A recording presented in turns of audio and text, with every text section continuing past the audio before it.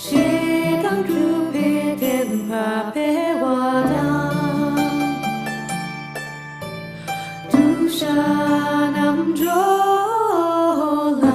두고 파라 드림페라说图小天说Lama ku kam sang la so wa de说图ku se ring la so wa de去了的心切啦 so wa de Lama dang drawa me pa chin ji la tu so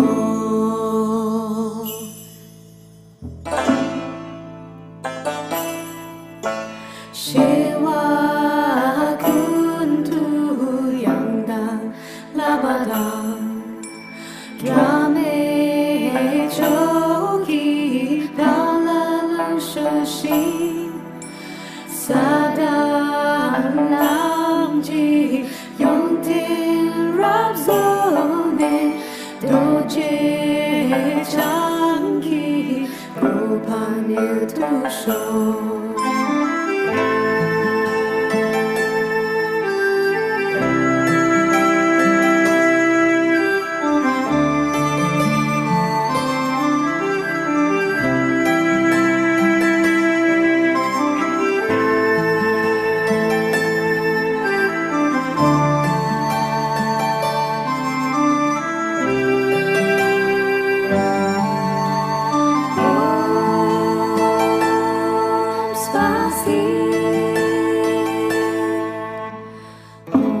山上耀光芒，无眼光见无量寿，长生不老之甘露，赐予尊师的永生。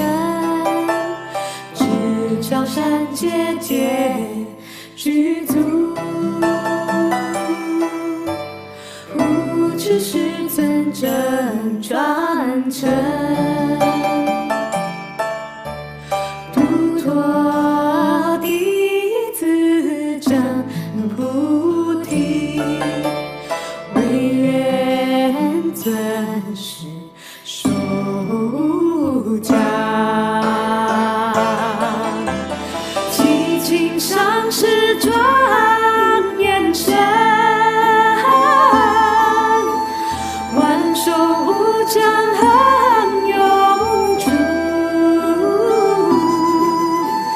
妙法普照十方界，尊师于我不舍离，不舍离。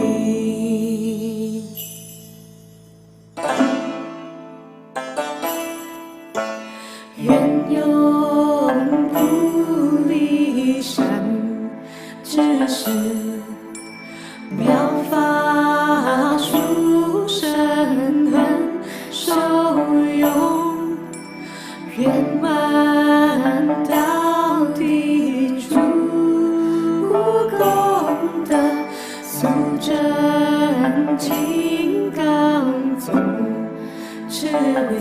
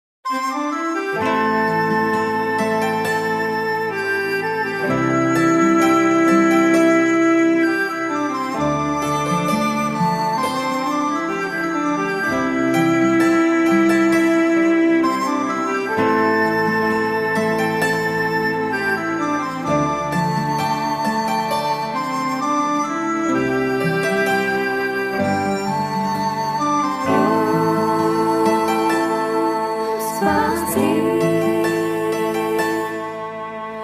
Piran pose Mumchuta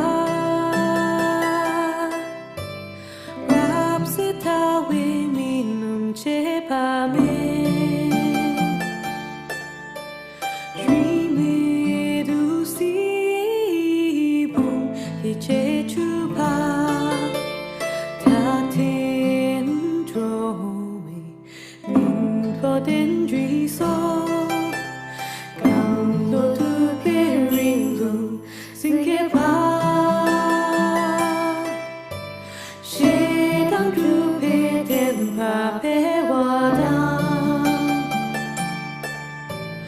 Du sha nam dro lam Du go pa lam Drink pe da dra Shu tu sha tian shu Lama ku kam sang la so wa de Welcome to Thursday night teachings with Tekchen Choling. So let's ground ourselves tonight. Before teachings, let's do some prayers. Thanks to Anila. Please guide us in tonight's prayers. So those that are at on site, on the left and right side, you can see some big printed QR codes. You can scan that in to get the prayer text. Thank you.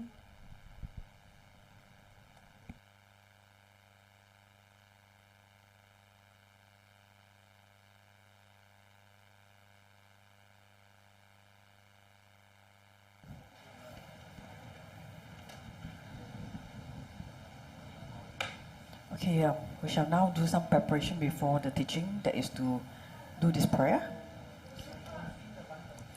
Omahong, omahong, omahong. Om Sambara Sambara Vimana Saramahajavahum. Om Smara Smara Vimana Saramahajavahum. Om Sambara Sambara Vimana Saramahajavahum. Om Smara Smara Vimana Saramahajavahum. Om Sambara Sambara Vimana Saramahajavahum. Om Smara Smara Vimana Saramahajavahum. Om Sambara Sambara Vimana Saramahajavahum. Om Smara Smara Vimana Saramahajavahum. Om Sambara Sambara Vimana Saramahajavahum. Om Smara Smara Vimana Saramahajavahum. Om Sambara Sambara Vimana Saramahajavahum. Om Smara Smara Vimana Saramahajavahum. Om Sambara Sambara Vimana Saramahajavahum. Om Smara Smara Vimana Saramahajavahum. I take refuge in the Gurus, I take refuge in the Buddhas, I take refuge in the Dharma, I take refuge in the Sangha. I take refuge in the Gurus, I take refuge in the Buddhas, I take refuge in the Dharma, I take refuge in the Sangha. I take refuge in the Gurus, I take refuge in the Buddhas, I take refuge in the Dharma, I take refuge in the Sangha. To the Buddha, Dharma and Aryan Sangha, I go for refuge and to be enlightened. By the merits from listening to the Dharma, may I attain Buddhahood for the sake of benefiting all mother sentient beings. To the Buddha, Dharma and Aryan Sangha, I go for refuge and to be enlightened. By the merits from listening to the Dharma, may I attain Buddhahood for the sake of benefiting all mother sentient beings. To the Buddha, Dharma and Aryan Sangha, I go for refuge and to be enlightened. By the merits from listening to the Dharma, may I attain Buddhahood for the sake of benefiting all mother sentient beings. In particular, I must achieve enlightenment quickly in order to free all the noblest kind mother sentient beings from the unimaginable oceans of samsaric sufferings and lead them to peerless full enlightenment. For this purpose, I must listen and thereafter put into practice the teachings of the profound Buddha Dharma.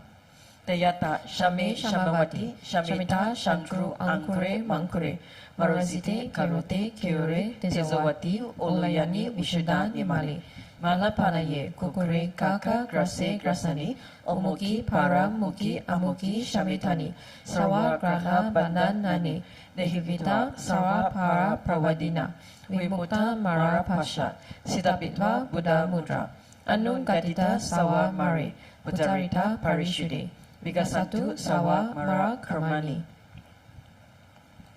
I prostrate to the gathering of Dakinis of the three places, coming from the supreme holy site of space and joy, who have the powers of clairvoyance and magical emanation, and regard practitioners as their offspring. Aka Samaratsa Shadarasa Mariapi. Aka Samaratsa Shadarasa Mariapi. Aka samarasa shadarasa mariapi. Tayata gati gati paragati parasam gati bodhi soha. Through the path of the great truth of the words of the exalted three jewels, may all adverse conditions be overcome. May they become non-existent. May they be pacified. May all the evils such as enemies, obstacles and hindrances and adverse conditions be pacified. Shantim Kuriye Soha. May the 80,000 types of obstacles be pacified. May we be separated from adverse harmful conditions. May everything conducive be obtained, and by the auspiciousness of everything good, may there be excellent happiness here and now. May all sentient beings achieve extraordinary superior happiness and its causes. May all sentient beings be free from the unbearable sea of suffering and its causes. May all sentient beings never be parted from the bliss of supreme liberation. May all sentient beings be free of all bias, attachment, and anger to near ones and aversion to others. To accomplish my own and others' aims, I generate the altruistic intention to attain enlightenment for the benefit of all sentient beings. To accomplish my own and others' aims, I generate altruistic intention to attain enlightenment for the benefit of all sentient beings. To accomplish my own and others' aims, I generate altruistic intention to attain enlightenment for the benefit of all sentient beings. Referencely, I prostrate my body, speech, and mind, and present clouds of every type of offering, actually offered and mentally transformed. I confess all my negative actions accumulated since beginner's time, and rejoice in the virtues of all holy and ordinary beings. Please remain until samsara ends, and turn the wheel of Dharma for sentient beings. I dedicate all the virtues of others and myself to the great enlightenment. Okay, the Heart Sutra. First have I heard, once the Blessed One was dwelling in Rajagriha at Vulture Peak Mountain, together with the great gathering of Sangha of monks and the great gathering of Sangha of Bodhisattvas. At that time, the Blessed One entered the Samadhi that expresses the Dharma called profound illumination, and at the same time, Noble Avalokiteshvara, the Bodhisattva Mahasava, while practicing the profound Prajnaparamita, saw in this way. He saw the five skandhas to be empty of nature. Then through the path of the Buddha, Venerable Sariputra said to Noble Avalokiteshvara, the Bodhisattva Mahasava, how should a son or daughter of noble family train who wishes to practice the profound Prajnaparamita? Addressed in this way, Noble Avalokiteshvara, the Bodhisattva Mahasava, said to Venerable Sariputra, O Sariputra, a son or daughter of noble family who wishes to practice the profound Prajnaparamita should see in this way. See the five skandhas to be empty of nature. Form is emptiness, emptiness also is form. Emptiness is no other than form, form is no other than emptiness. In the same way, feeling, perception, formation, and consciousness are emptiness. Thus, Shariputra, all dharmas are emptiness. There are no characteristics. There is no birth and no cessation. There is no impurity and no purity. There is no decrease and no increase.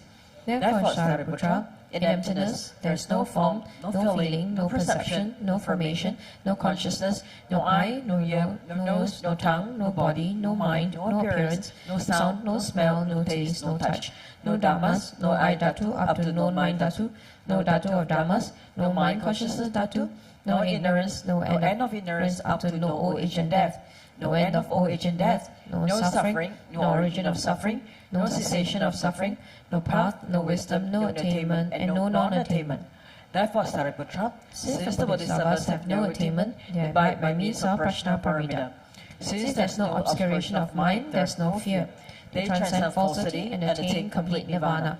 All the Buddhas of the three times by means of Prajnaparamita fully awaken to unsurpassable, true, complete enlightenment. Therefore, the great mantra of Prajnaparamita, the mantra of great insight, the unsurpassed mantra, the unequaled mantra, the mantra that calms all suffering should be known as truth, since there is no deception. The Prajnaparamita mantra is said in this way. Tayata om gati gati paragati parasam gati bodhi swaha. Thus, Sariputra, the Bodhisattva Mahasava should train the profound Prajnaparamita. Then the Blessed One arose from that samadhi and praised Noble Avalokiteshvara, the Bodhisattva Mahasava, saying, Good, good, O son of noble family, thus it is. O son of noble family, thus it is. One should practice the profound Prajnaparamita just as you have taught, and all the Tathagatas will rejoice.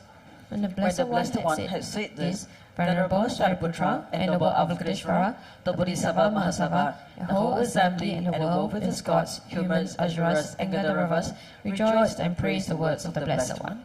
Okay, we shall take a break here.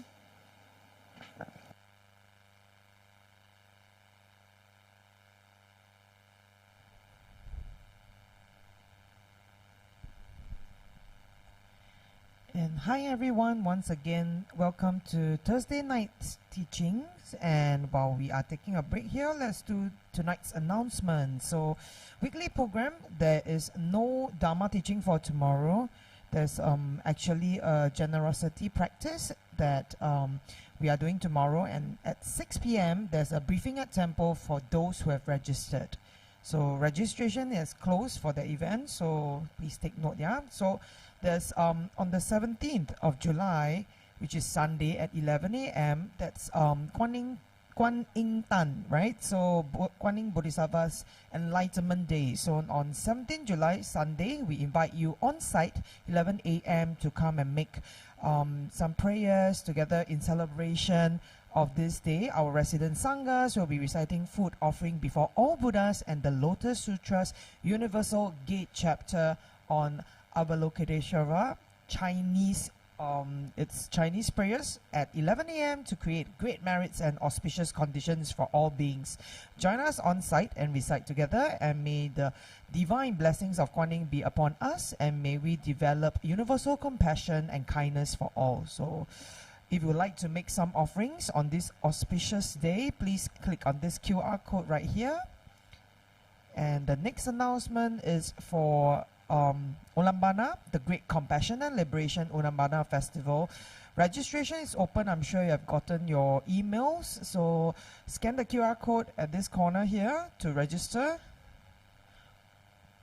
And of course, it's time for daily prayers class by Venerable Losang Dechin. And new to Buddhism and have just taken your refuge, unsure of how to start your daily Dharma practice, join Venerable Losang Dechin on this introduction class for beginners to start their daily prayers, such as the Shakyamuni Buddha morning prayers and other prayers and mantras. So this is happening on the 16th of July, 2 to 5 p.m. on site at 147 Tyree Road, level 2 classroom. So the language of instruction is English, and there's a suggested cost donation to Dharma Propagation Fund at $10. You can register at our reception counter here at the temple, or scan this QR code.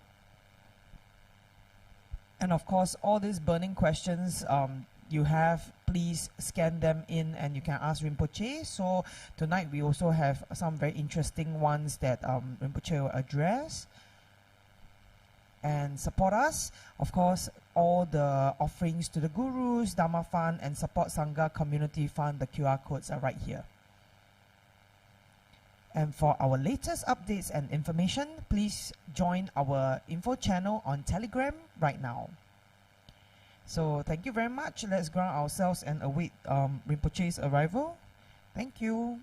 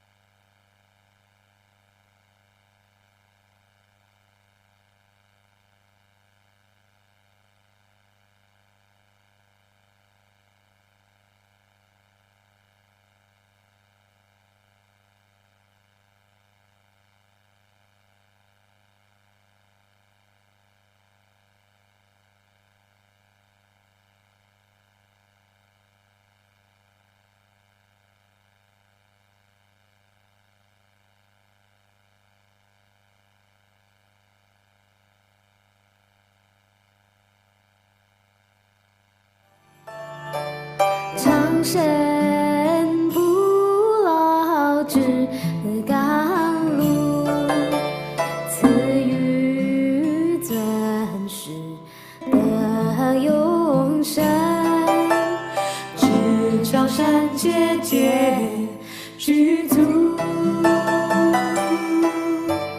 无知师尊真传承。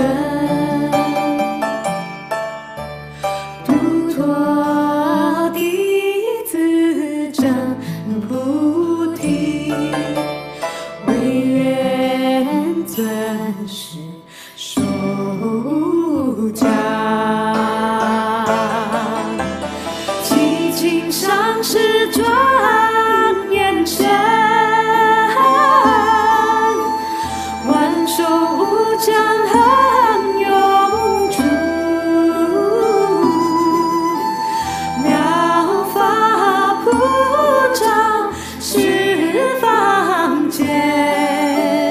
尊师与我不舍离，不舍离。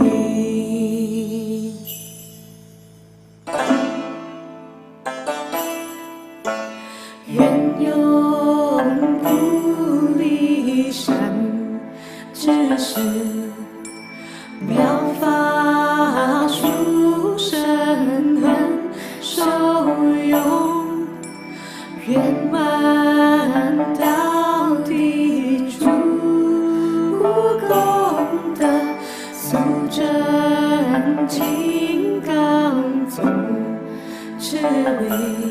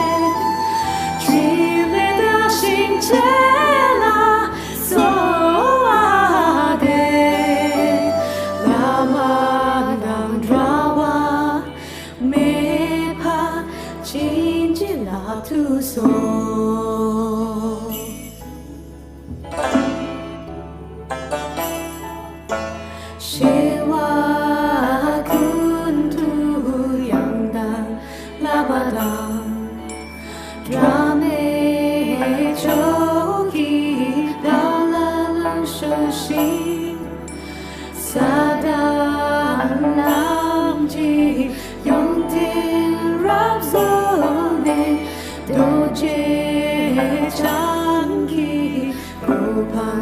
徒手。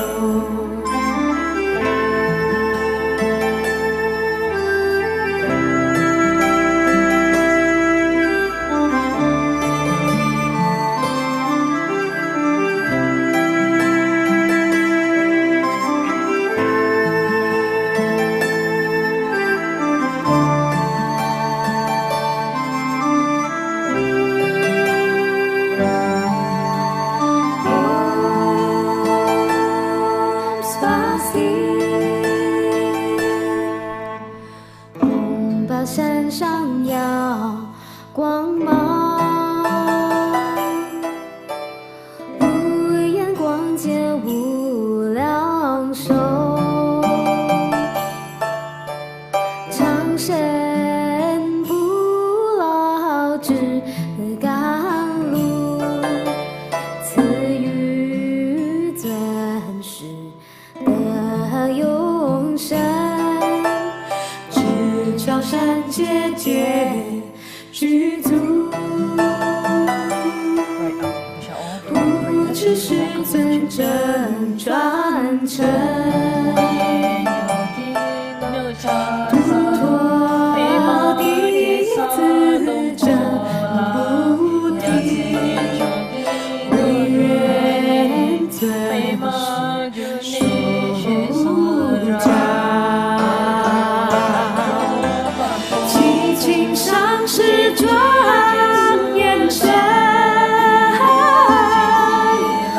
万寿无疆恒永驻，妙法普照十方界，尊师与我不舍离，不舍离。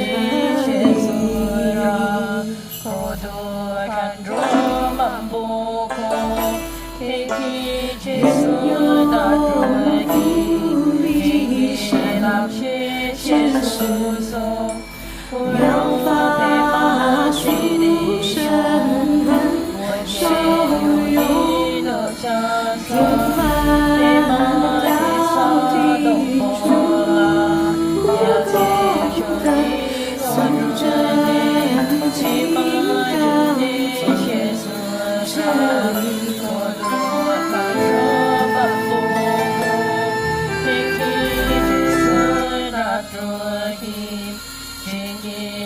切切苏苏Guru Pema Siddhi Om.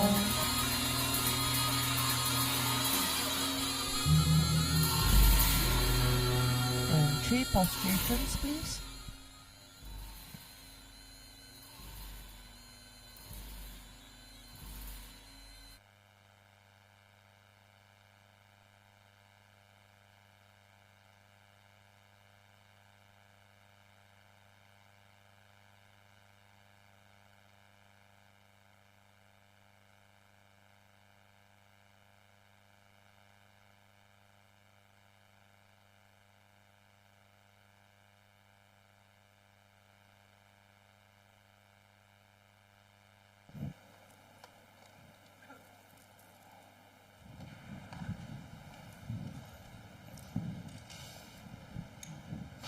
Right, let's offer mandala for the teachings.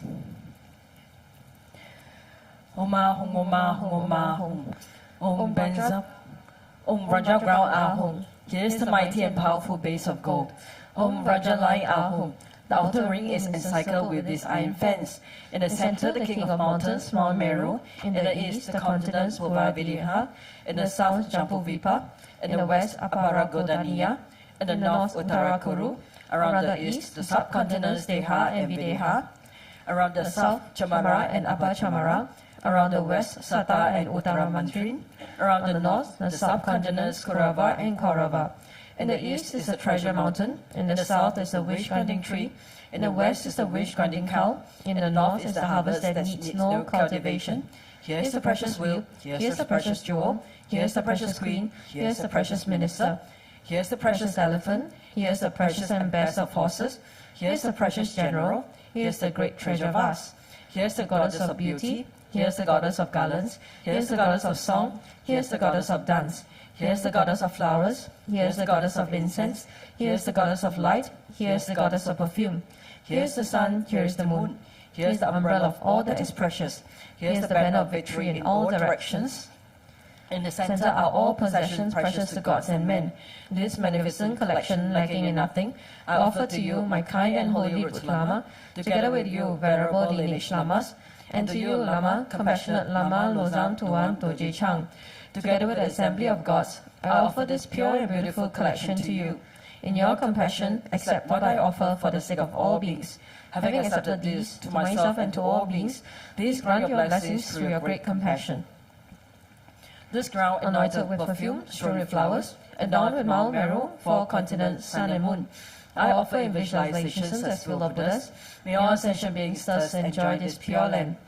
The objects of my attachment, anger and ignorance, my body, my wealth and enjoyments, without any sense of loss I offer this collection. Please accept it with pleasure and bless me with freedom from 3 poisons. Venerable Holy Gurus, in the space of your truth body, from billowing clouds of your wisdom and love, let fall the rain of profound and extensive Dharma in whatever form is suitable for subduing sentient beings. Om Idam Guru Rana Mandala Kamniya Tayami. Precious Guru, please grant me all realizations of the path, from Guru devotion to the completion of the training to unified Vajra state. Please grant me blessings that my mind will become Dharma, that Dharma will become the path, that hindrances in the path may not occur, that I may cease all wrong conceptions and receive immediately the 2 precious Bodhisattvas. Okay, let's all greet Rinpoche. Good evening, Rinpoche. Touch the leg.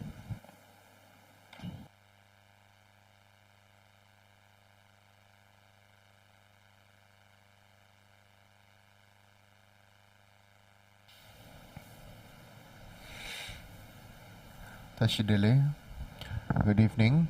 So tonight there's some questions here. How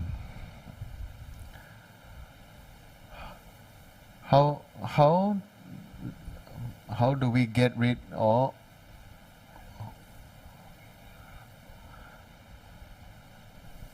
So the first question of the night. So dear Rinpoche, how do we rid of or stay away from the 8 worldly concerns in our daily lives? And is our hope for affirmation or validation by others also a type of worldly concern?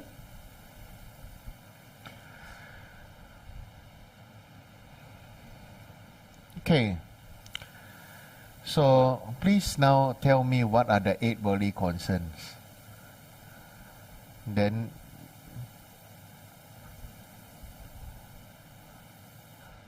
so what are the 8 worldly concerns?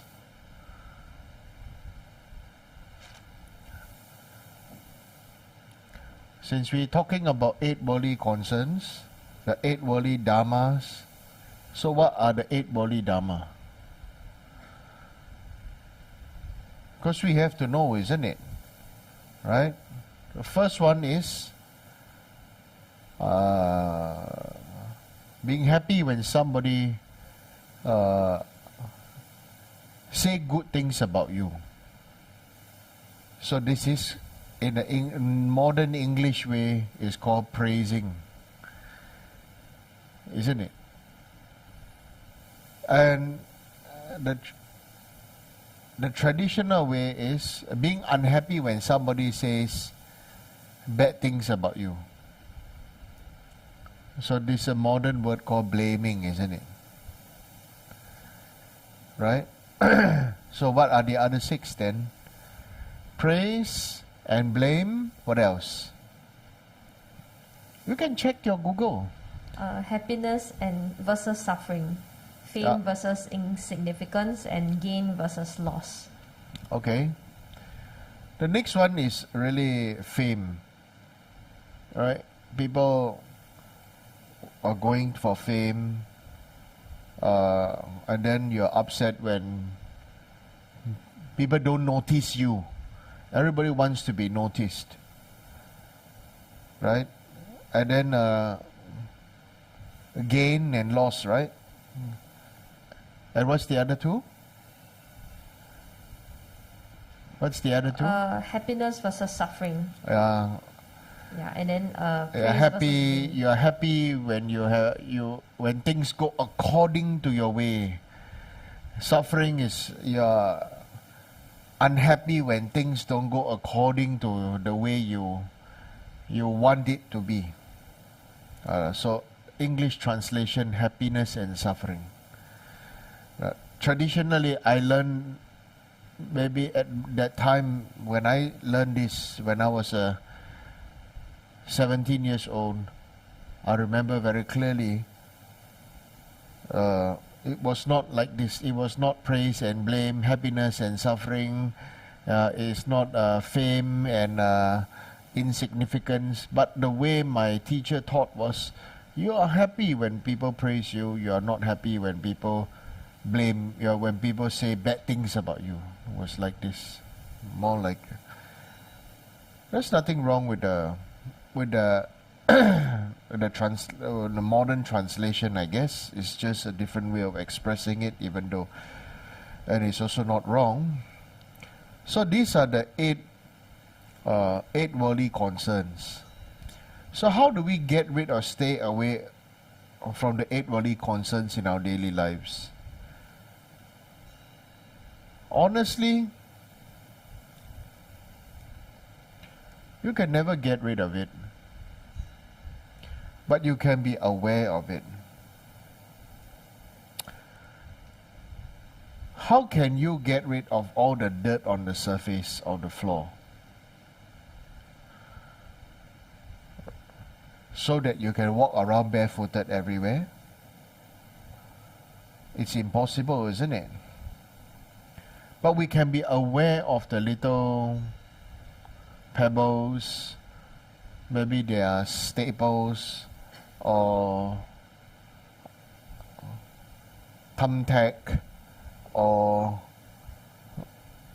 you've got nails or broken glass,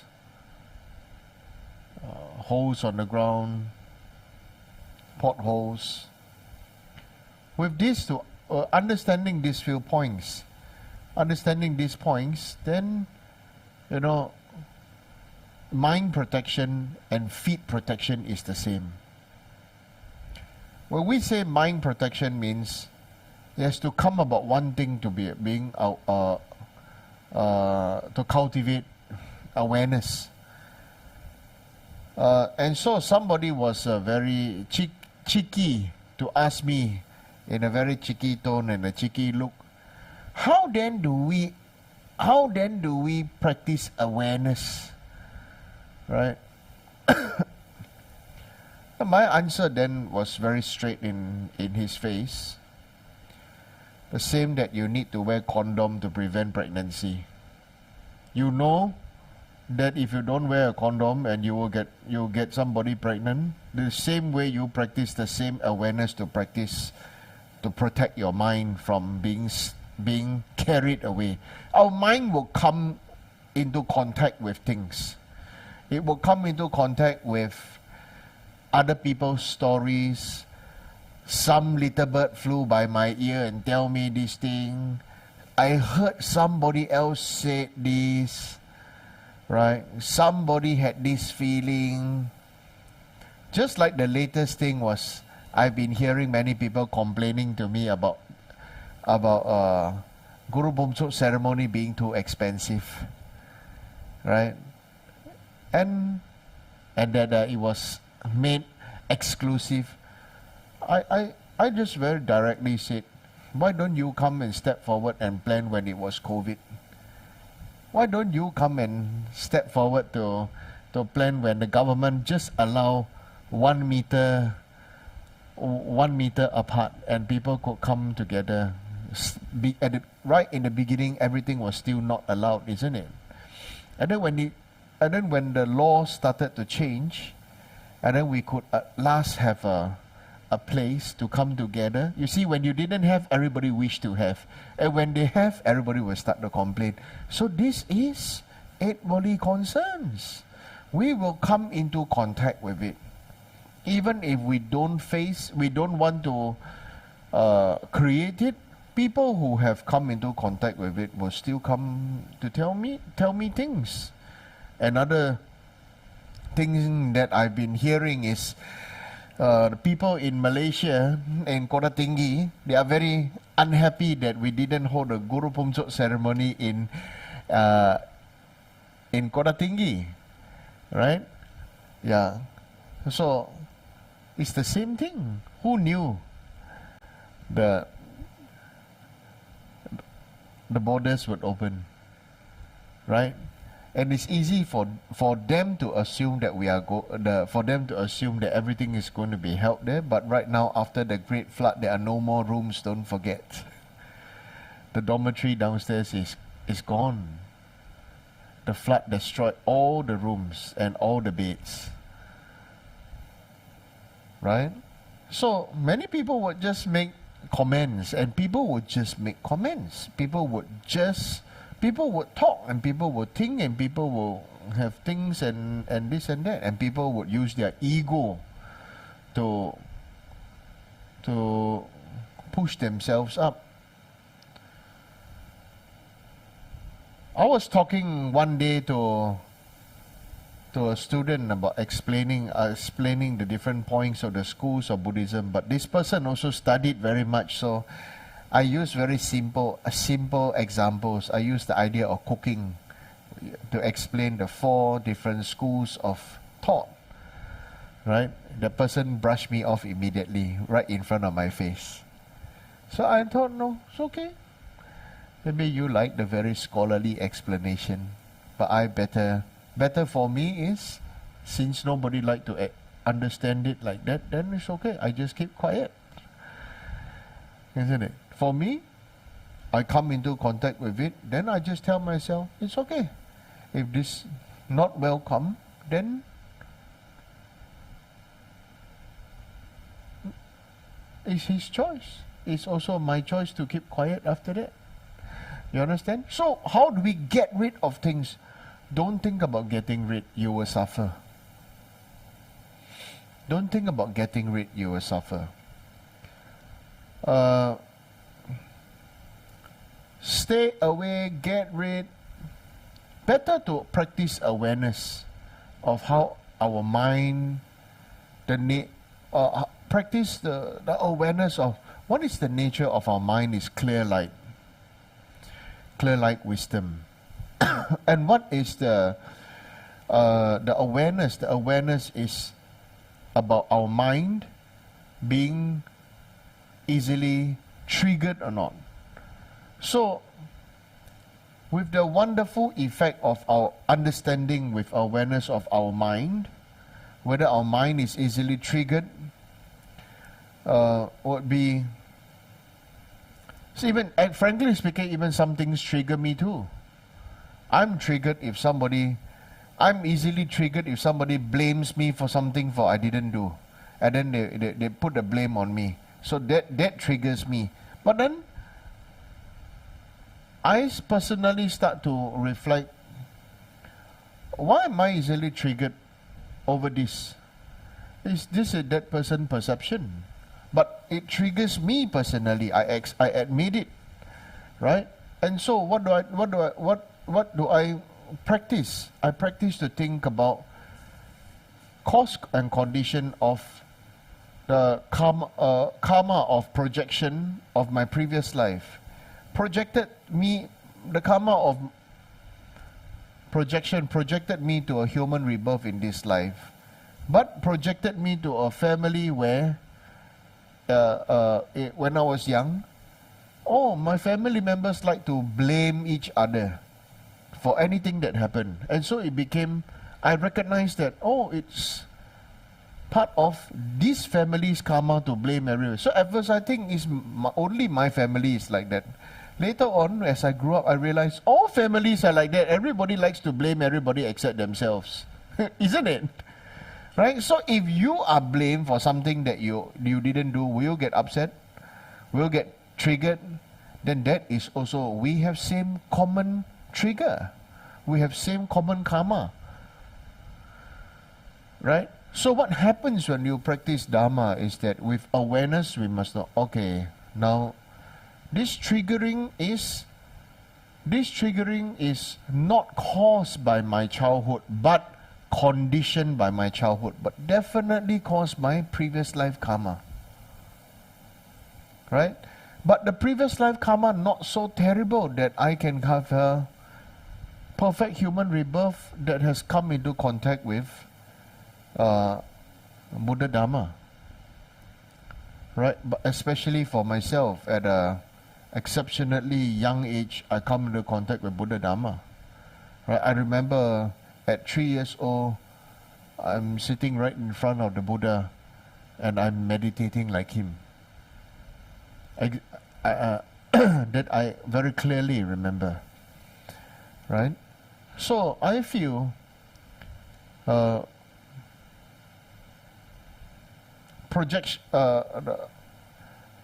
karma projected to this life is auspicious.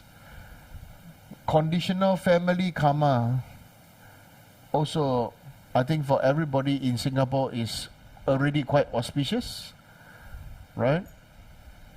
Especially most auspicious is past life and this life. Past life is successful because I can say, this life I can say, past life must be successful because this life I met with Dharma at an early age. So you see, when we say tashi dele, what does tashi dele mean? Tashi dele means auspicious in the beginning, auspicious in the middle, and auspicious in the end. Auspicious in the beginning is we met with Dharma. Auspicious in the middle is we are practicing it. We are cultivating it in action in the middle. And auspicious in the end is next life. Again meet until enlightenment. Then this is called auspicious. Not doesn't mean previous life met with some Dharma, then after that we next life totally forget again, totally forget, and start all over again. You just think about it. Would you want to repeat how things were for you in this life? You just have to, you go through birth, go through growing up, go through being beaten and scolded and blamed by parents and relatives, being told you're stupid, being this and that. See, all these things are triggering you already. Being forced to do homework, forced to study, right? So you see all these things, we think back with our own experiences. Some have happy experience, most don't have happy experience, right? Our awareness is not sharp because we choose to cut away, to disconnect, right? Chinese say 切断, right? To disconnect from our feeling, our causes, our conditions of childhood. So we don't want to be associated, we want to cut it off. Just cut it off. And if we don't face it and practice, you will never purify it. And now, my answer again, because the next question for many people to ask is then, how then do I attain liberation? How then do I this? How then do I that? It's not about praying to Buddha. It's not about praying to... Today I went to a Theravada temple and I saw many statues of many Longpo, right? Many of the past great masters. I'm thinking, past great masters must be great because they fulfilled the needs of the sentient beings at that time, at their place, right? So after they pass away, many people made their statue, until now still praying. But I feel the greatest way of fulfilling the hope of all beings is to be responsible for our own karma. To be responsible for our own body, speech and mind. Our own body, speech and mind, very easy to say, oh, because somebody did this, because somebody did that, because somebody said this, somebody said that. But we have to take up the responsibility, right? Nobody asked you to to do what you did. Nobody asked you to live in whatever place you live. Nobody asked you to work in whatever you're working. Nobody asked you to study whatever you study. It most probably was your choice. But when things don't go according to your way, it's always everybody else's fault. So we have to take on responsibility and make decisions based on awareness and understanding, and wanting to be responsible for our own responsibilities. And that is the foundation of bodhicitta, isn't it? You are taking on your responsibility for your own mind to want to attain enlightenment so that you can help all sentient beings limitlessly. Right? Okay? So, how do we get rid or stay away from 8 body concerns? It is impossible. Impossible. Is our hope for affirmation or validation by others also a type of worry concern? Because affirmation and validation is a kind of praise, isn't it? So it is by itself a worry concern. That means, am I doing it right? Is this good? Can you see me now? Do you take notice of me now? Yeah, this everybody has like that. Everybody. Okay? So to understand the Dharma, okay, is not to blame everything on everything else, but to take minute steps in our power. A person becomes powerful only when he starts to take responsibility for his or her own choices. And we may not have made the best choices, but that's okay because it's already the past. Most important is the now. Okay? Most important is now. Okay? So that's the first question I answered.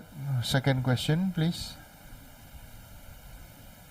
Second question, Dear Rinpoche, from this excerpt of Entering the Vajrayana by Singha Rinpoche, it states that ego clinging is very subtle. Everything we do seems to be another way to feed the ego. The ego bribes us into assuming a path that seems to be genuine spiritual practice, but then our ego usurps it. It is usually easy to identify and comment on this ego clinging in others. How do I identify that this ego clinging is in oneself, and what are the ways we can remove it? Ego clinging can only be removed with awareness, and awareness can only be cultivated with responsibility. Self-responsibility. That means wanting to take charge. We want to take charge of things. We want to take charge of other people. We want to take charge of projects so that we can show off. But why don't we take charge of our own body, speech, and mind? Why don't we start taking charge of our own practice? Whatever, ego is very subtle. Whatever we do is another way to feed the ego. It is definitely true if you are not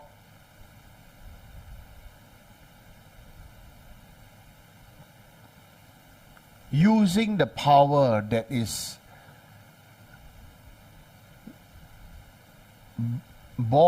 inborn within us. We have this very great power. It's the power of reflection and the power of taking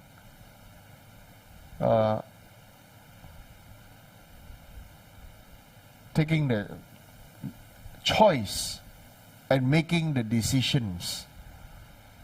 Okay? Make the choice, make the decision. This power is very important. Right?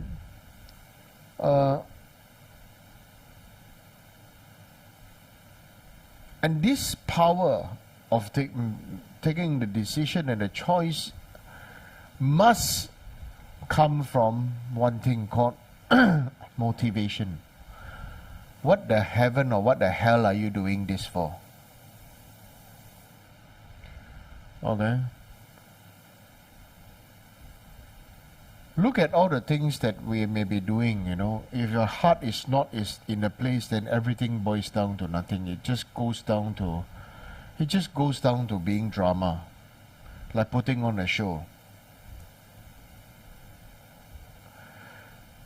Well, true, very true in one sense, it can also be its own weapon against itself. Because when we are not taking charge of our own mind, when we decide to slacken and we decide to start blaming everybody else and to want to take the easy way out.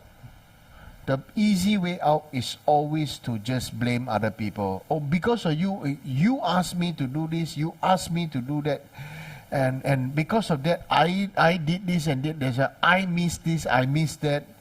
And it's a very common thing is just to blame somebody else. It's always somebody else's fault. Right?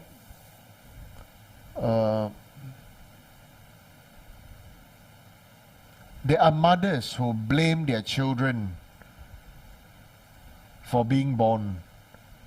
And then they say, because of you, I couldn't go out to work. I couldn't go out to work, you know, I had a job, I had this and that and everything, yeah. And there are mothers who blame the children.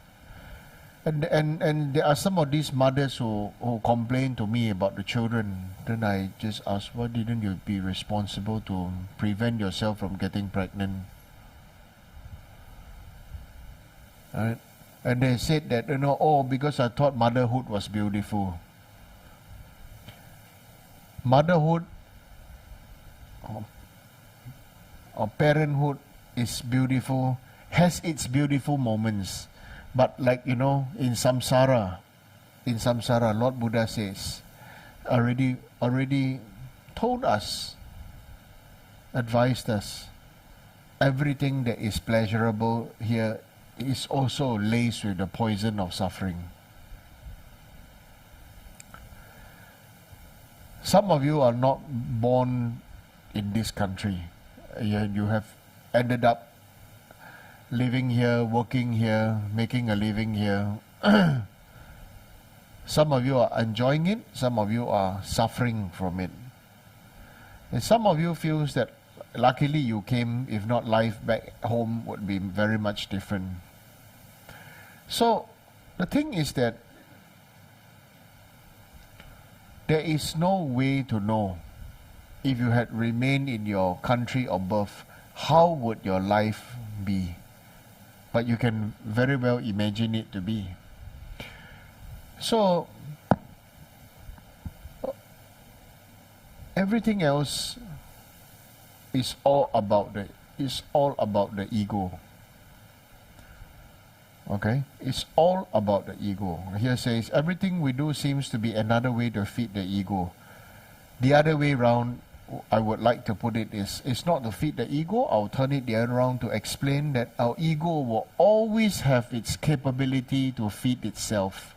Find every single possible, even if we may have the best of bodhicitta, the best of motivation, still the ego will find, oh, right now I have completed my retreat, you know. Have you done your retreat? I done my recitation. Did you do?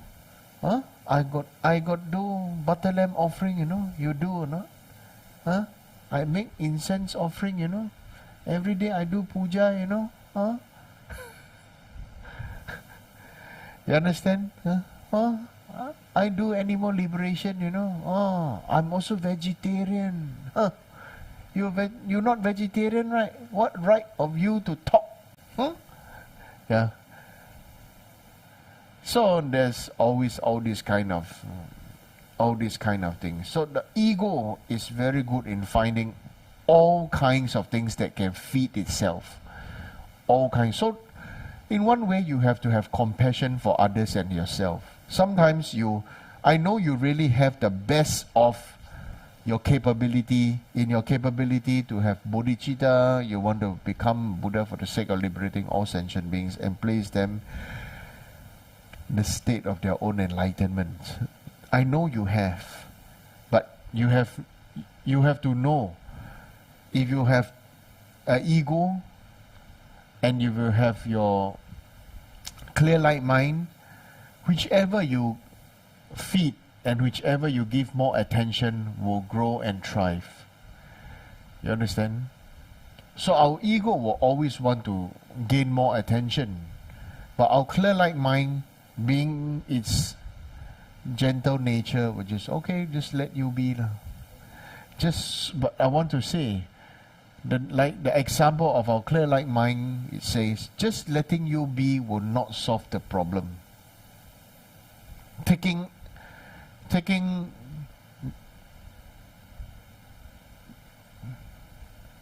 responsible action for our own body, speech and mind, then is the actual way to have some meaningful results. Okay?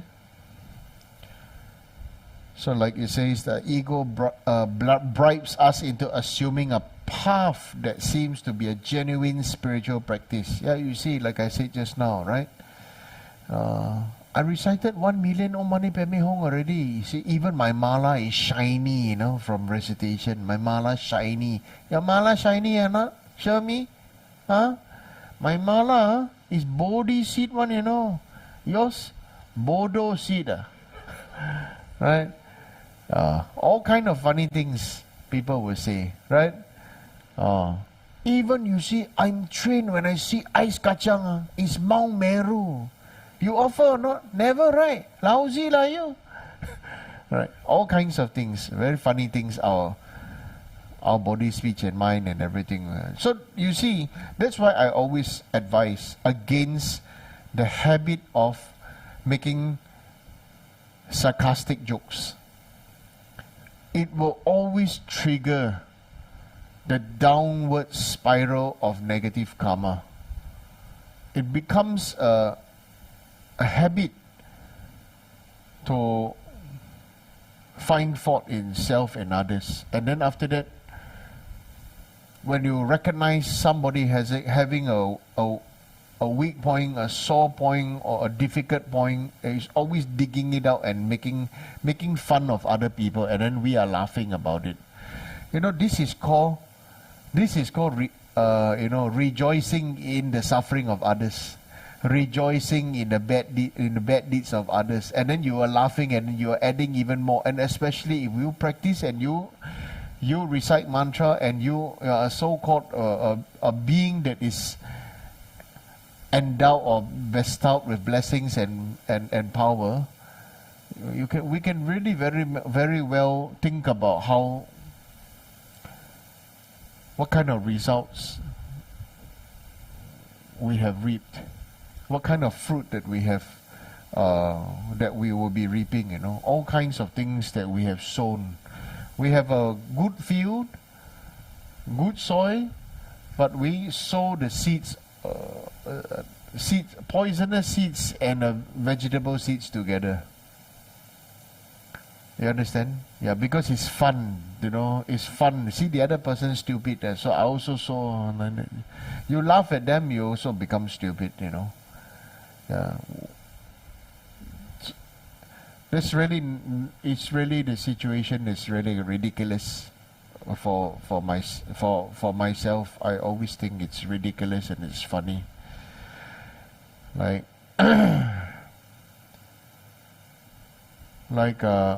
I also feel some people are demanding my guru Chadu Rinpoche to do this and to do that and everything, because of what they think about how he should be doing. And then I just think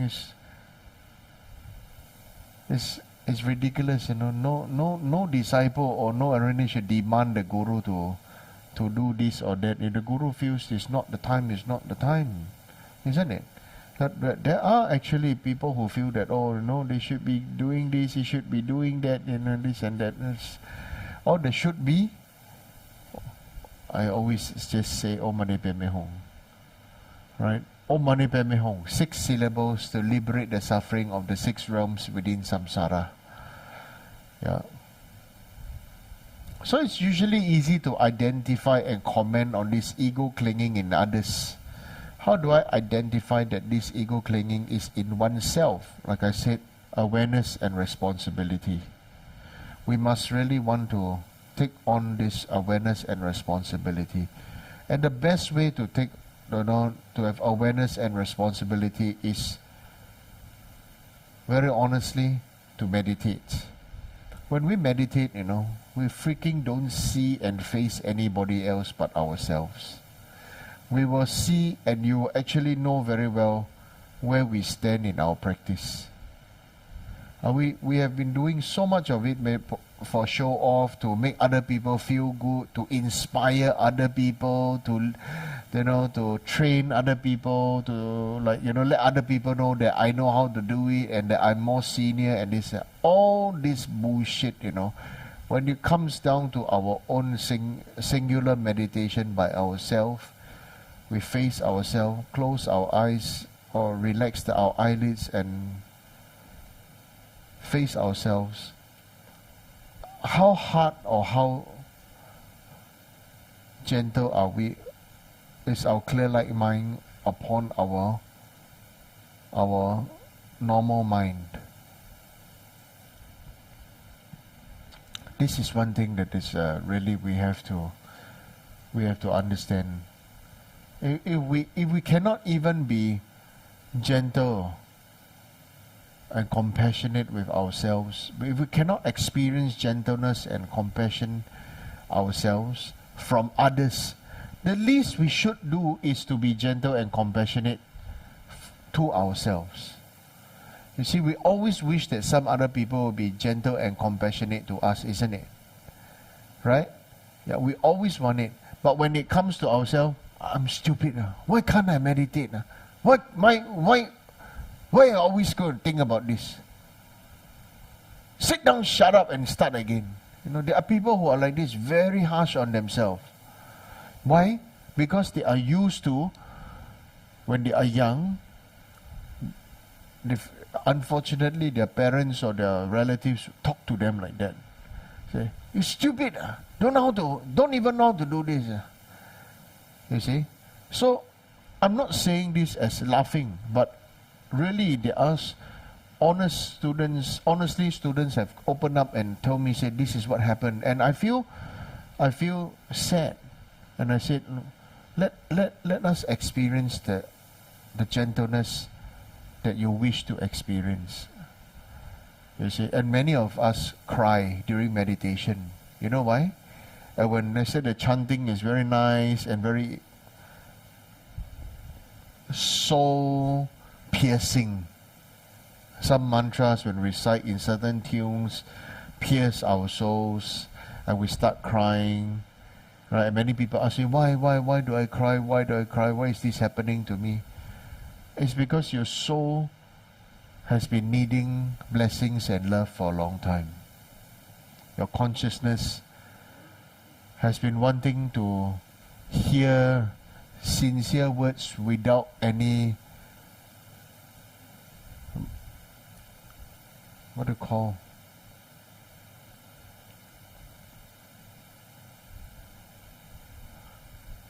sincere prayers, sincere words without any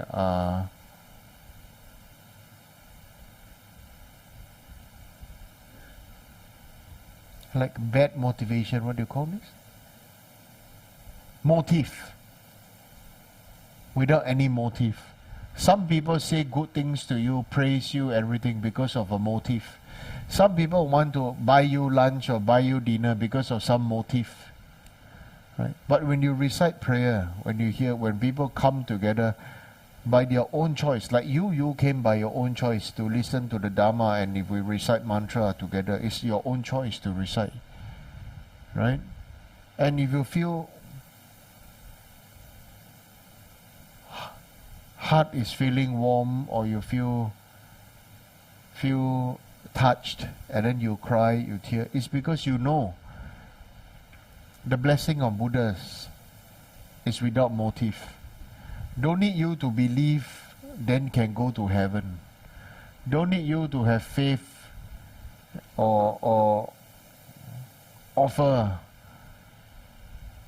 part of your salary by force, then you can go to heaven or whatever. No need. Okay? It is your own choice. Everything is your choice. So how do I identify ego clinging in oneself? This is my honest advice. We have to be responsible for our mind and our choice. We have to be responsible, you know. Or some men blame their ex-wife when they divorce, then they feel they're very hurt. Some women will blame the ex-husbands because of this, that. How I'm so suffering because of this, I'm so suffering because of that, this and that, no. I understand, because who likes to blame themselves?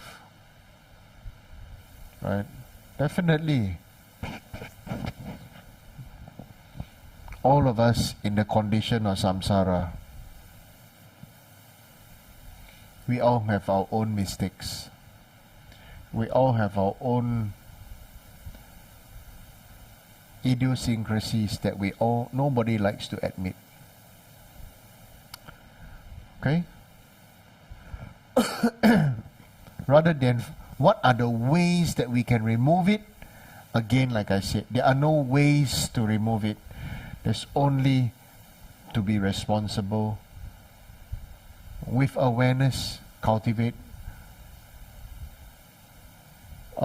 take charge and with power, take charge to be responsible again. Start with being responsible for washing your own toilet and making your bed when you wake up. You see? Yeah. Being responsible with doing water bowls. Not when you feel like it, you do. You don't feel like it, you know. When you feel like it, the rupas are alive. The statues are alive. When you don't feel like it, just put there, collect dust. Right? Everybody is the same. Everyone. Yeah. Unless you stay in the temple, you know, you don't need a personal altar. Just there's a big altar in the main hall. Yeah. It's ridiculous, you know. Ridiculous if everybody have a personal altar. Yes. Even your prayer room, your altar is a manifestation of our own ego. It's always everything that it becomes our own ego. Okay, third question.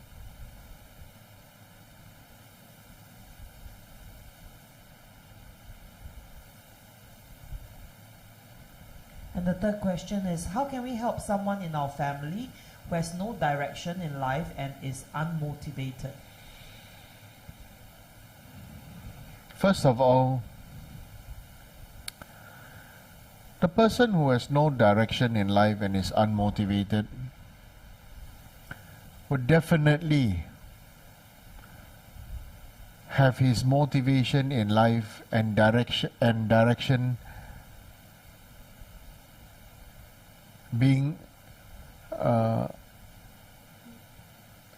poured with a big, gigantic pail of ice cold water when he or she was young. Definitely. All children, when they are young, they always say, I want this, I want that, correct? Right? All children will know, I want this, I want that, correct? I want to have this toy, I want to have that toy. So you see, naturally, all children know what they want, you know. Right? And they all know what they want to play, you know. And they all know what they want to do, you know. But by the time they reach teenage years, they suddenly don't know. You know why? By the time all the children reach primary 5, 11 or 12 years, 10, 11, 12, parents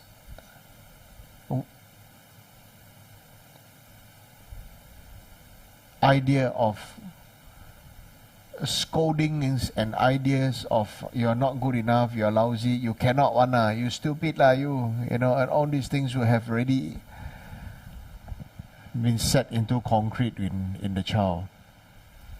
Whatever the child want, cannot. Whatever child want to do, cannot. Cannot this, cannot that.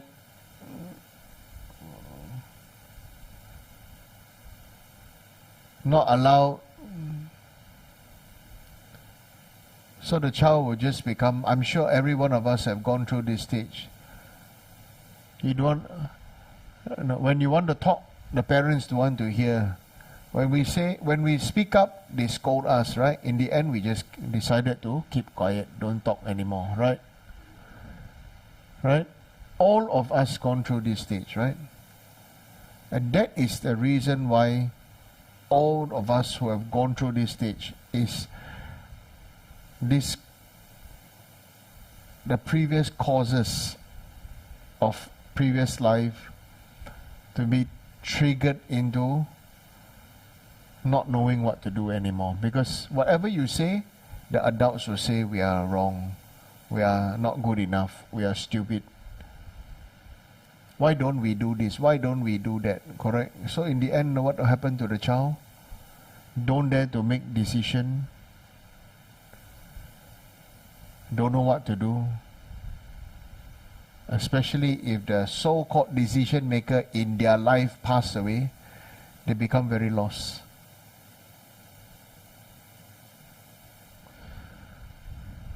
Make sense? So when we can understand this, now you have to re-ask this question again, please. Please ask the question again. How can we help someone in our family who has no direction in life and is unmotivated? Now after this explanation, at first maybe we think, oh, there are definitely people unmotivated, definitely other people who is no direction, just let them be, Some people just think that, but now with compassion you think about how this person would have suffered so much under his or her parents. So how can we help this person? Scold them some more? Curse them? Beat them? Say they got problem? No.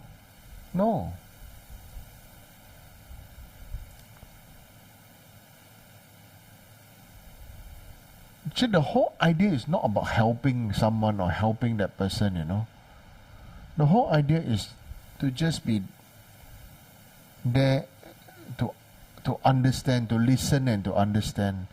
If you want to let them have confidence again, you have to let them know that it is safe for them to talk. So it's like, you let them say, well, anything to say, so how is things? You just ask them, and then as they talk, you just listen and don't comment.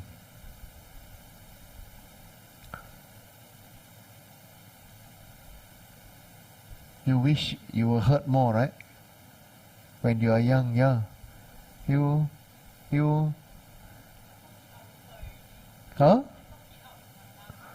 talk it out with your mom. The uncle next to you haven't talked it out with his mom. Haven't talked it out with his dad. You understand? Yeah. We all have our own suffering. We all have. Nobody has been free from suffering. We all want to look good and look happy and look fortunate and blessed on outside. This is what my guru says. And, it says, from far you see the yak big and strong. As you walk nearer to the yak, right, you can smell the body smell. When then you go near, then you realize under the yak wool, lot of fleas and mites. You see? On the outside, the more you want to project ourselves to be big and strong and mighty and happy, is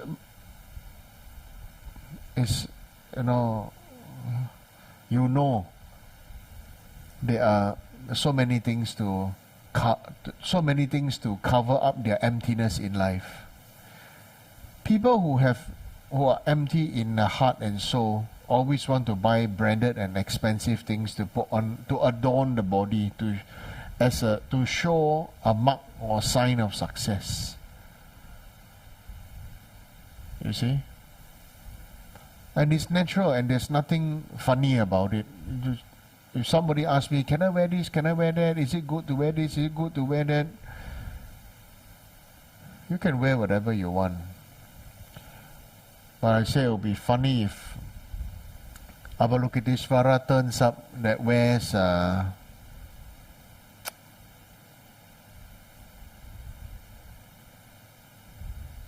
what's this famous jewelry store, this baby blue color box one?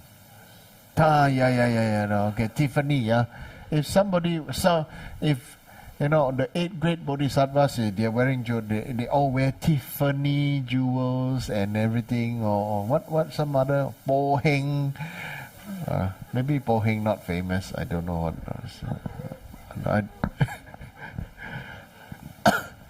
You understand? That means the jewelry must have brand, and the clothes all branded from top to toe. It's so ridiculous. Right? In the bodhisattvas up here, branded from top to toe. You understand? That's the meaning. Says bodhisattvas wear the 6 kind of adornments. These are the 6 doors of the Dharma, but manifested as jewelry. Alright? 6 perfections of the bodhisattva, the perfections of the bodhisattvas. Yeah. So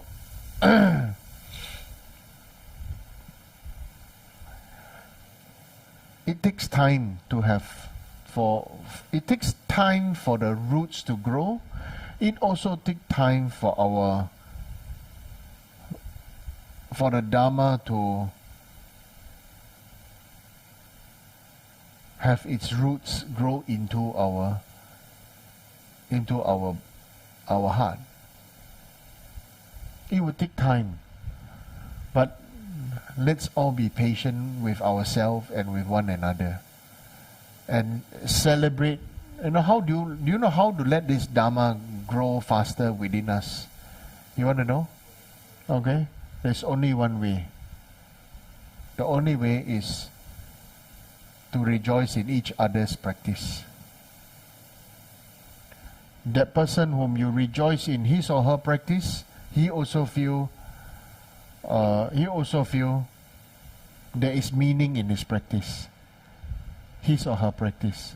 The person who rejoices in the other person's practice, he also accumulate free merit, and also overcome the most important fundamental thing that caused our destruction of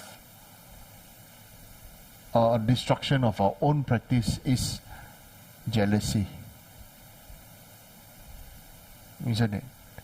Jealousy leads to competition, leads to anger, leads to wanting to prove ourselves. Jealousy leads us to who gets slim faster, who get fat faster, who apply more, who gets anti-aging faster, Yeah. I'm very jealous of Ani children, Till now, she goes out and people ask her, you didn't go to school? I'm very jealous. I remember when my father was still alive, I go out with my father and my elder brother, the bill always comes to me because I'm the one that looks like the uncle. Okay. Not that I mind paying for it, but I mind being called the uncle. Oh, uncle. Singapore Unker, UNKER, right? Unker. Okay. So, to help someone in the family, number one is to remove the thought of helping them. Okay? Talk to them. Listen to them. Thank them. Okay?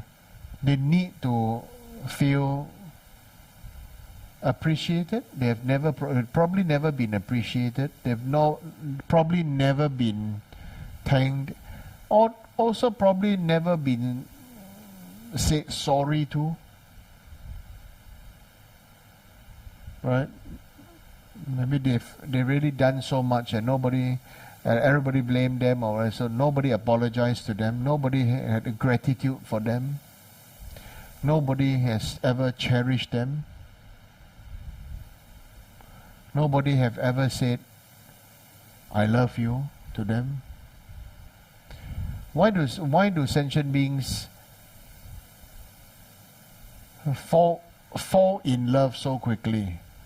Because when they find the other person who can fit like them, be at the same wavelength as them, and this and that, and then they say, I love you, immediately they drop everything and love that person. It's because they feel that person also went through the same suffering as me. That person also, or then that person went through the same suffering, and that person said, I love you. Oh, finally the person understand me and we love each other. The person go through the same suffering as you, that means the person is the same as you. And the person is the same as you, the person will have the same issue as you. Same issue as you will face the same obstacle as you. So that's why you will deserve each other. It's true.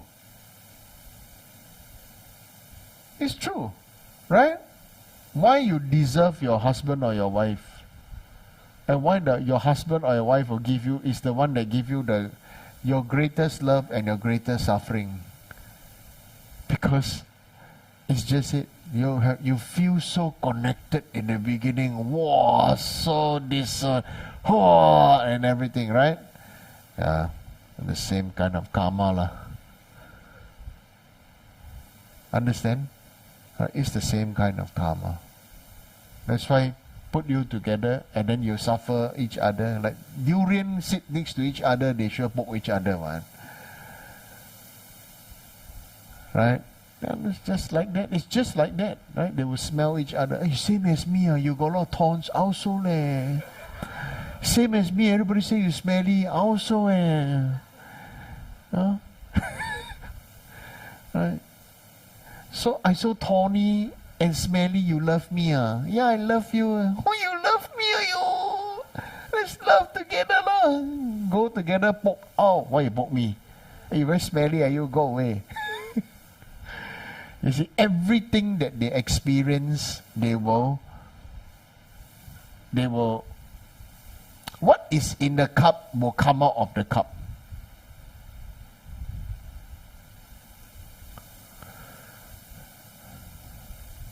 Fortunately or unfortunately, that's just the way it is.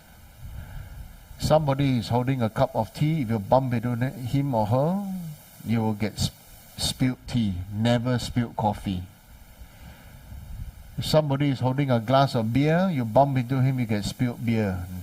Never wine or water.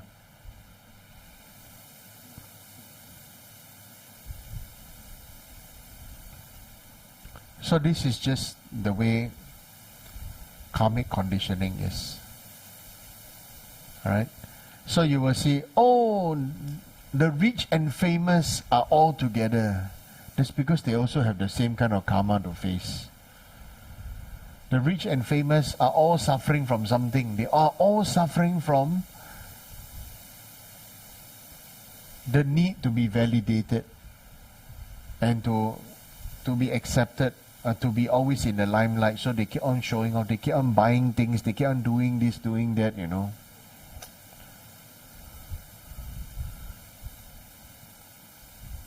Never mind lah.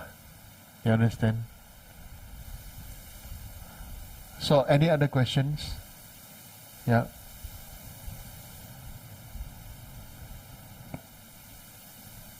So Rinpoche, there's a question from Dikchen Choling, Syracuse. So, Rinpoche, please explain the 4 schools of thought with your method. Please do. We want to hear it.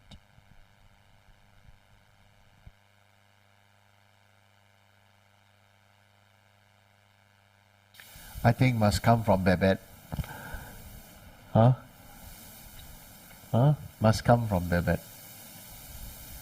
I think maybe either Babette or Tree. I will explain, but we'll better have one proper time. You know, I give you some simple notes. I make some simple points, right? I will give you some things to bring, so to help you to explain. So some of you bring onion, some of you bring tomato, right? Some of you bring potato, and some of you bring rice. I use this to explain the 4 school. Okay? I'm not joking. But when we have this one, then it becomes, when you see these 4 ingredients, after that, it will trigger you to remember or the different levels of understanding of the Buddha's teaching. They are all not, they are technically right in their own way. Okay? But of course there are some higher or deeper. Let's not say higher, but there is more well thought through. And some are just at an easier level. But it's good to learn them all. Okay? So maybe it's nice if we plan it, then you come together. Then some of you bring some of these things. I also need somebody to bring some pots and pans from your house, but we won't cook them, don't worry. But I will need pots and pans from different people's house, and also tap water from different people's house. You use water bottle and bring the tap water from your house. Okay? So with this, then I explain the 4 school of just like that. Okay? Then maybe this like a more experiential, then more easy to explain than just words. Just words is definitely nice for some. Okay? So I agree, I accept, but I feel now it's not ready. Right? So we have it ready. We can plan, have it ready. Then it will be more enjoyable and fun. Okay? Like a small 1-hour workshop, and you can understand the 4 schools. What means Chittamatra, what means Prasangika, and all these kind of things. Okay? Then easy. But some of you definitely already know of all these things. Yeah. Okay, next. Sorry, supposed to ask you, can you explain about the meaning behind your intention to design this year's Ullambana poster with the swan and the hand reaching up with the light rays and stuff? Or is there the meaning at all? Yes, there's the meaning. I was supposed to ask you today. Yeah, this year's Ullambana, this, why the poster I chose, a swamp is, most of us are in the swamp. You leave the water there alone, by the sea and everything. Some swamp have very clean water, but of course it's muddy, but more out inland. But we are there. We think things are good, but underneath, a little bit of movement will trigger the mud to come out and everything. So the sun in the poster that represents wisdom, and the hand is to ask for it, means there's a hand coming up, right? Is to put down our ego and pride to receive wisdom. No. That's my intention. We are so stuck in the mud, and all beings, we are having a disco time. We are having now nobody use this word disco, so it's bad. Disco is a bad word. It reveals your age, right?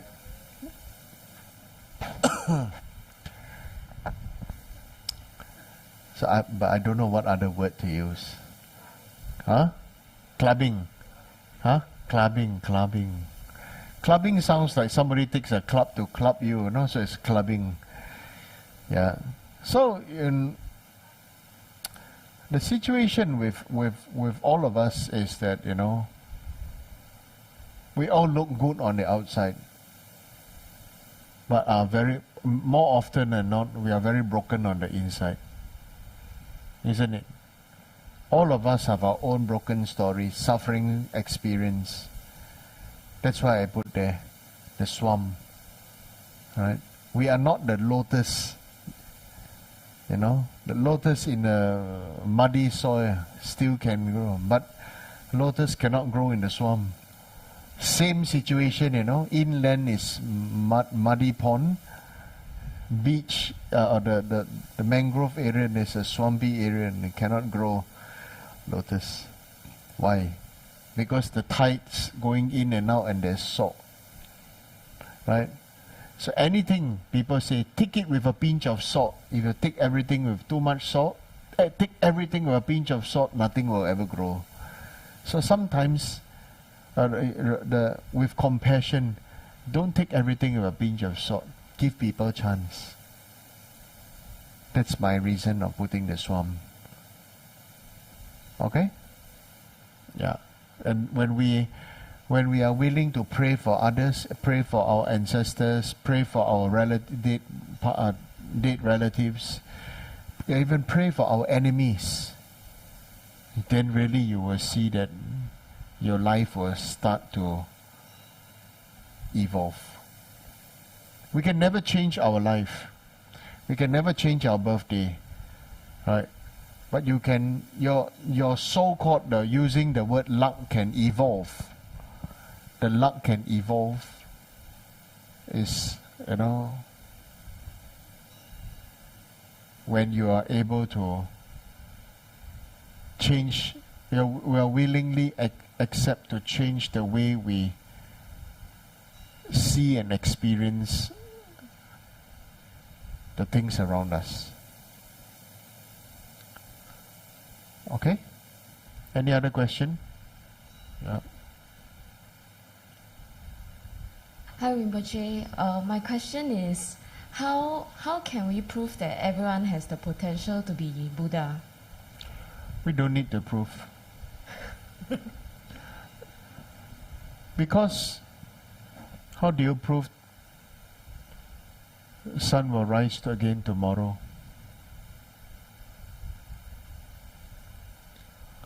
The Buddha could see that the globe, planet Earth was turning. But we on the planet Earth, on the globe, standing on the surface of the globe, cannot feel anything. So there's no need to prove, because cannot see it, cannot believe it. And those people who don't want to listen to your proof, to everything, they will always have not just pinches of salt, but gallons of salt. So that's why I said no need to prove. The only way is you practice well yourself. Cultivate that in years to come, you evolve to become a beautiful Bodhisattva. Right? This is something people can experience and feel your energy and your activities.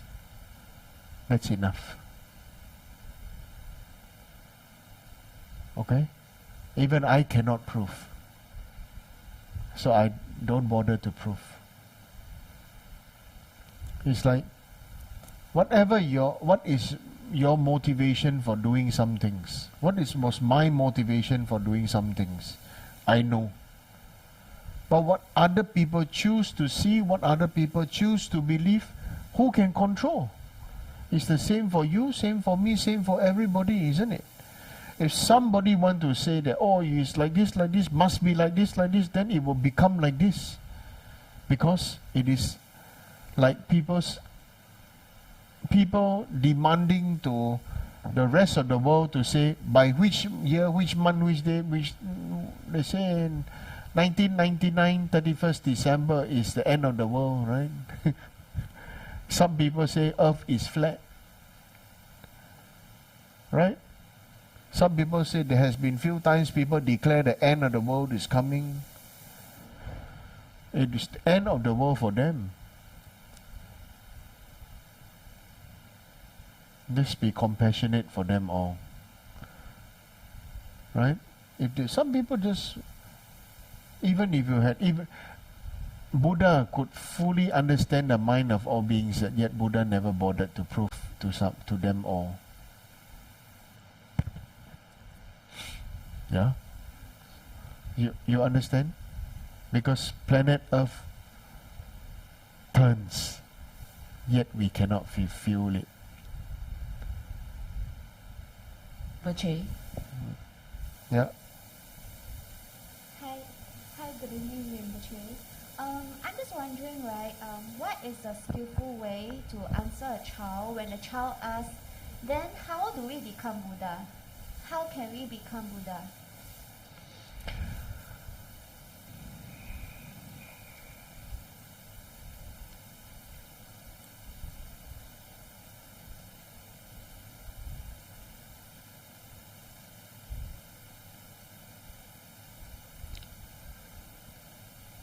First of all, you have to let the child enjoy watching superhero movies.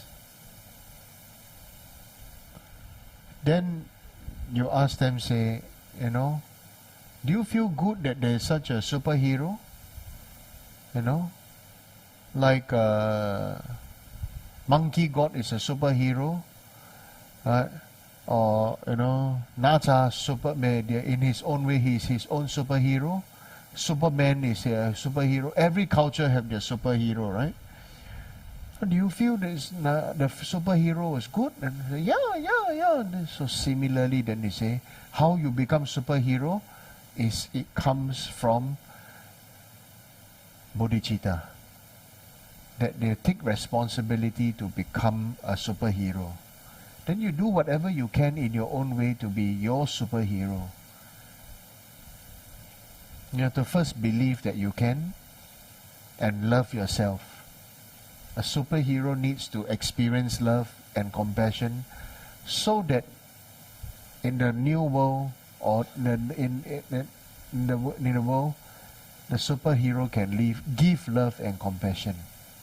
That is called Buddha. Okay?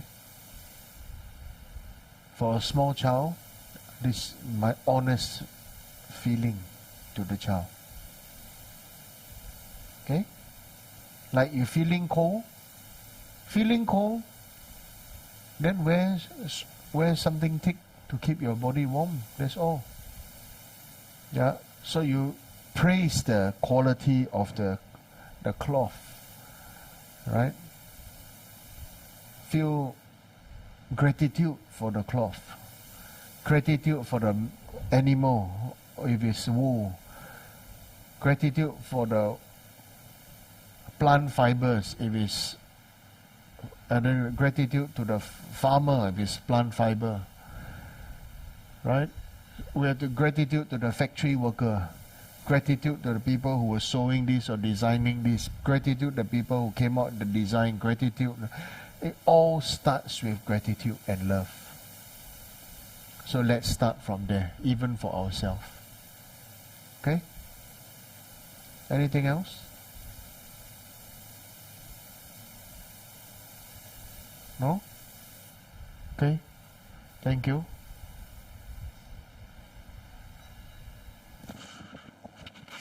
Okay, let's offer mandala. Umahu, umahu, umahu. This ground anointed with perfume, strewn with flowers, adorned Mount Meru, four continents, sun and moon. I offer in visualizations as fellow Buddhas. May all sentient beings thus enjoy this pure land. May my venerable Guru's life be firm, his wide divine actions spread in 10 directions, and the torch of Losang's teachings, dispelling three worlds beings' darkness, always remain. Om idam guru rana mandala kamniyatayami. Okay, let's recite Rinpoche's long life prayer. Om Svasti, like the countless light rays that radiate from Ruby Mountain, exquisite Amitayus, Lord of everlasting life, who captivates and one does not tire of seeing, whose essence is of infinite life, the nectar of immortality, please instantly grant our Guru the city of stable and everlasting life.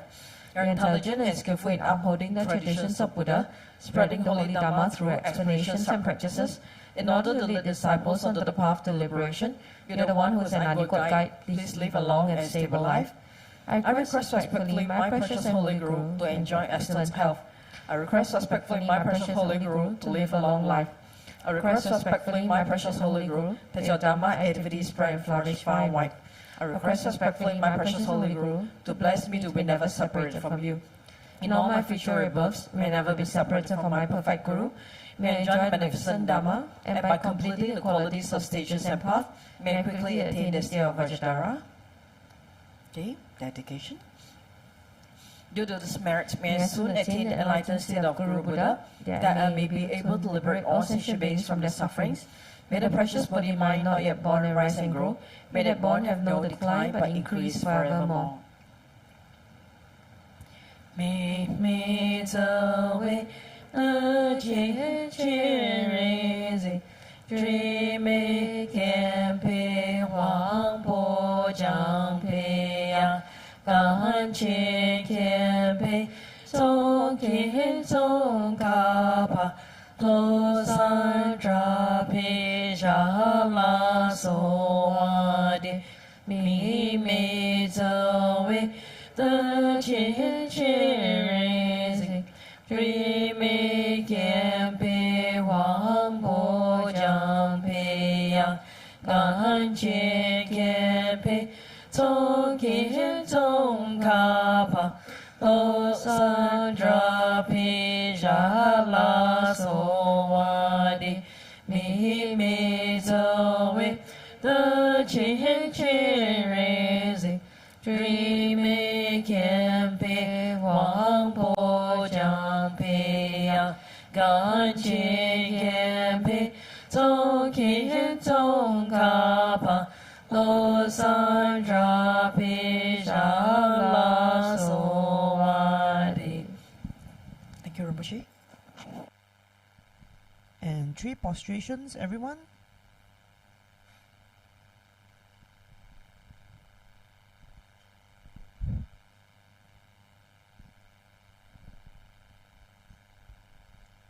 And once again, thank you everyone for attending tonight's teaching. Thank you Rinpoche, thank you Anilas. And once again, in tonight's announcements, so just in case you missed this, tomorrow there's no Dharma teaching, but we are doing this generosity practice. So 6 p.m. briefing for those who have registered. And on Sunday at 11 a.m., we welcome you to come by to temple on site to recite together. You know, we are celebrating Guanyin Bodhisattva's Enlightenment Day on Sunday, 11 a.m. So in celebration of Guanyin Enlightenment Day, on 17th of July, our resident Sanghas will be reciting some prayers in Chinese at 11 a.m. to create great merit and auspicious conditions for all beings. So may the divine blessings of Guanyin be upon us, and may we develop universal compassion and kindness for all. So if you would like to make any offering on this auspicious day, please click on the QR code you can see here. And like just now, Rinpoche was sharing with us about, you know, the poster and all that. So this is the time, the Great Compassion and Liberation Ullambana Festival. The registration is open, so please scan the QR code. I'm sure you got your emails. Remember to click in. And of course, it's lessons by Venerable Losang Dechen. So how to do daily prayers. So if you are new to Buddhism and have just taken refuge, unsure of how to start your daily Dharma practice, join Venerable Losang Dechen on this introduction class for beginners to start their daily prayers, such as the Shakyamuni Buddha morning prayers and other prayers and mantras. So 16th of July, Saturday, from 2 to 5 p.m.